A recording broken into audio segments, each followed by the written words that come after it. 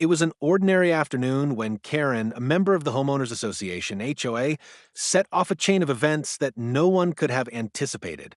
The neighborhood had always been a peaceful suburban haven, but the fragile peace was about to be shattered.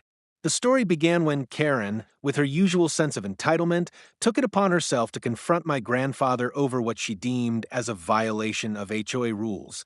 She was known for her strict enforcement of the neighborhood's regulations, always looking for ways to impose her will on others. This time, however, her interference would go far beyond a simple complaint. The incident took place outside my grandfather's home. As he stood on his front porch, minding his own business, Karen rolled up in her SUV, her eyes narrowed in disapproval. Without any warning, she began to yell at him about an issue with his property, an issue that, in all honesty, was trivial and irrelevant. My grandfather, a man of few words, tried to calmly explain that he wasn't violating any rules. But Karen wasn't interested in listening. She was determined to make a scene. Her voice grew louder, attracting the attention of neighbors, some of whom were used to her outbursts and others who were simply caught off guard. Things took a bizarre turn when Karen, in a fit of rage, suddenly jumped into her SUV and drove straight at my grandfather.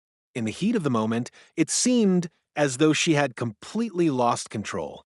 The sound of screeching tires filled the air as she sped toward him, leaving no time for anyone to react. The ambulance, which had been responding to a separate call just down the street, was approaching the intersection when Karen's SUV collided with it.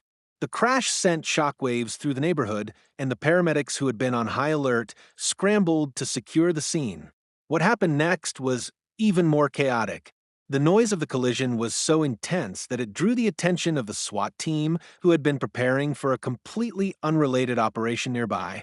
Given the severity of the crash and the aggressive nature of Karen's actions, they were dispatched to the scene, ready to respond.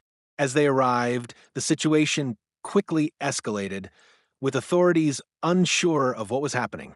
But one thing was clear: Karen had unwittingly sparked a dangerous chain of events that no one could have predicted. What started as a petty dispute had turned into a full-blown crisis, with the whole neighborhood holding its breath, wondering how far it would go.